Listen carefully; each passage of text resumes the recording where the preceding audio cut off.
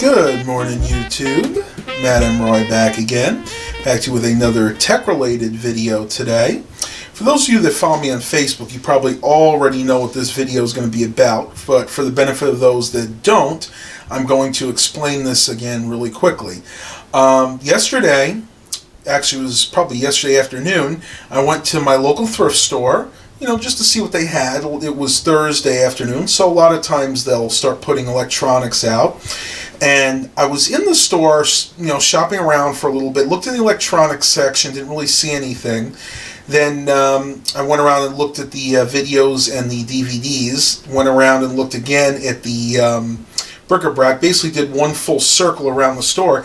Then I came back to electronics, and I looked in a little tight corner. They have this little corner that's near the electrical testing outlet that is very hard to see because it's not lit very well. And sure enough, when I went to look into that corner, I noticed there were two towers.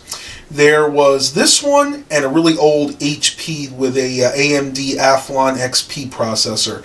Suffice to say, I did not purchase that computer, but I did purchase this. Now, I got this computer as is, had no idea if it worked. I didn't have any connections, no monitors or anything to test it with, so I basically just purchased it on a whim. I paid, it was $30 after tax, everything came to about $32, and I must say, I think I got a fantastic deal. So without further ado, let me go ahead and show you what this computer actually is. I'm going to start up here and show you the different ports. Up here we got two USB 3.0 ports, the super speed. Got two USB 2.0 ports over here. I got a microphone and a headphone port. The funniest thing about this computer is where they place the power button. At first, it was almost impossible to see it. Just to let you know, though, this is an Asus Essentio series. I hope I'm pronouncing that right. But for those of you that haven't guessed, the power button is actually right here. That's right, they actually integrated it into this little panel up here, which I thought was kind of odd. Definitely not my favorite design, but I guess it was a way to go. One problem I could foresee in the future with this, though, is pushing this enough. This is just a cheap piece of plastic here, and after years and years of use, you could probably develop a crack like right here, and I could see having to glue this thing back together. I remember years and years ago, they had a compact that had a similar design, and that one suffered from that problem as well. Coming down here, you can see right here you have the card reader bay. Now, the way to open this is you literally just push this down, and it folds down, reads the old compact flash, SD, MMC, and the memory stick and memory stick Pro. So I believe they would consider this like a 6 or an 8-in-1. It's not like a full feature 12-in-1 where you also get XD card capabilities and I'm trying to think what the other one is, smart card and stuff like that. So, it's good enough though. I mean, it'll read everything that I need it to. And I think the way this closes is just like a little magnet here. So, it does the job. Right underneath, we have the regular media bay drive, and it's kind of weird. The way you actually open it is you have to push this in. The button's there, and then this goes ahead and falls. This one is just a regular DVD burner. Nothing super special. I thought maybe it would have a Blu-ray, but no such luck. Under here is just a expansion bay, and you can see that they've never used that. It still has the original blanking plate in there. Going down, once again, this is an Asus computer. I've never actually owned an Asus tower before. It's going to be kind of interesting to play around with that. Now, what's really cool about this is the processor, the Intel Core i7. This has the 4770 running natively at 3.4 gigahertz. It does have some type of NVIDIA GeForce card in it, though I haven't checked that out yet. I really don't know what the card is. We'll go ahead and boot that up in a few minutes, and we'll check it out ourselves. But what I do know is the fact that the processor is the 4770, has 16 gigabytes of memory, and a 2 terabyte Toshiba hard drive. And it has something called Sonic Master, which I have no idea what that means. I'm thinking that may just be some type of proprietary audio hardware that's in there, but I'm sure one or two of you guys will let me know exactly what that means. Turning around to the back of this computer, it is definitely fairly full-featured. Up here is a Acbel 350 watt power supply. Actually, one of my more favored brands. I've had very good luck with AcBell power supplies. They are used a lot in server applications. I believe back in the Macintosh G3, G4 days, they also used AcBell power supplies, and I always had really good luck with them. Down here we have two more USB 2.0 ports. Next to that is a combo plug for a keyboard and mouse, which I probably will not be using. Actually, I don't know. Depends on where I put this. I may actually use that PS2 combo plug.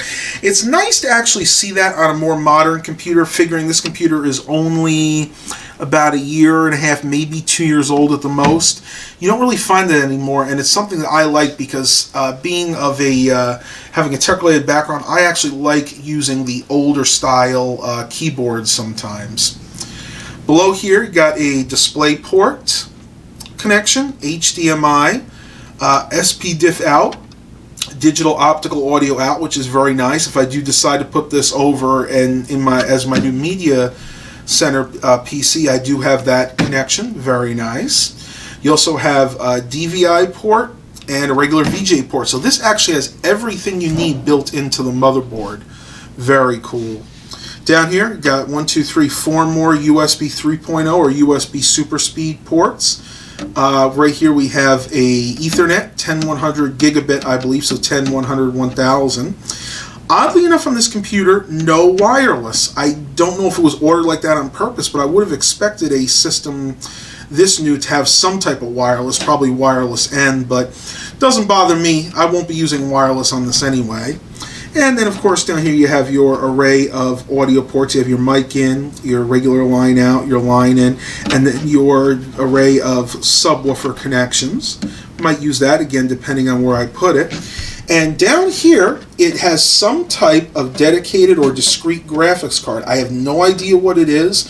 We'll go ahead and, like I said, find that out together when I boot up. But this also has a DVI, HDMI, and VGA. So this is this computer definitely hook up to many, many different types of monitors. Well, let's go ahead and open this up and see what she's got inside. All right, I have removed the 2 case screws. I'm going to go ahead and pull this off and show you guys what we have inside here. Fairly basic motherboard. The first thing I noticed right off the bat, this does not even have an M2 slot for an SSD. So if I do decide to put an SSD in here, and I most likely will, I'm going to have to go ahead and just get a adapter and use a regular laptop style one. This is the video card. Again, I'm not going to pull it out right now because we're going to boot this computer up. It is running Windows 8. I did boot it up yesterday, but I didn't have a chance to really go in and look at all the different specs. Most of them, except, of course, for the for the video card. Up here, you have your cooling fan and heatsink for the Intel Core i7 processor. Not a great quality one, I could tell off the bat. Something I will probably be changing in the future. But I did do some testing yesterday, and it seems like the temperatures stay fairly decent, at least under 50 degrees Celsius, so for now that's going to stay. They're the 2 sticks of memory. It's DDR3. I know they have to be 8 gigabytes each because it says a total of 16, which is nice because that means in the future I can bump this up to 32 gigabytes if I want to. Not saying that I will, but at least I have that option there. There's that 2 terabyte Toshiba hard drive, which will be staying in here. Once again, I may be adding an SSD later on. Actually, I can tell you right now, I will definitely be adding an SSD to this. I just don't know when that's going to be. Hopefully when finances allow. There's just the basic DVD burner. I do have, I think, a Blu-ray drive lying around. I may go ahead and throw that in there. Again, that's going to all depend if I decide to make this my media center PC, and I haven't made that decision yet. Just to show you what this power supply is, it's nothing too fancy. It's a 350 watt AcBell. You guys can look that model up if you're interested, HBA008-ZA1GT. I will say this though, generally they underrate these AcBell power supplies. I would expect this to handle quite a bit more than that, maybe at least 450 watts, because these things are really solidly built. I have actually never seen an AcBell power supply go bad in a PC.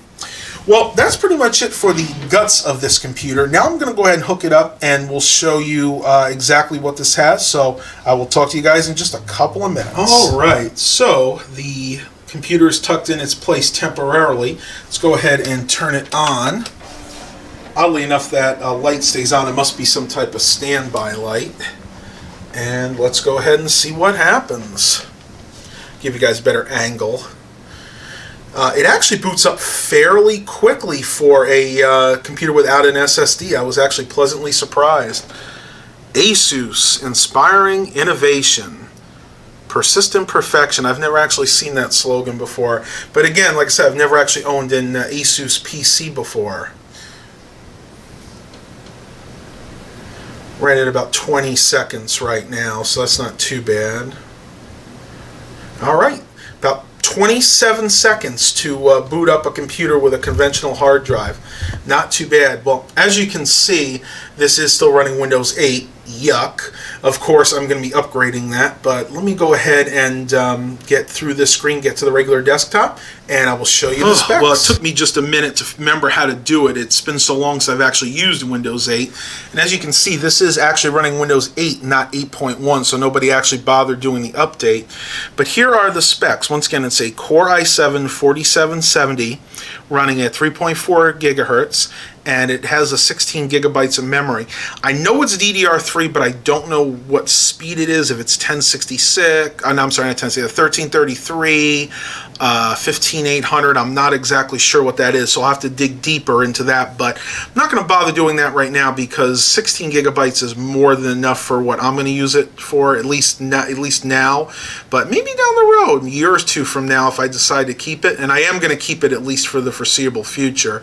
Might go ahead and boost that up to 32 gigabytes. So let's go ahead and show you guys the hard drive in here.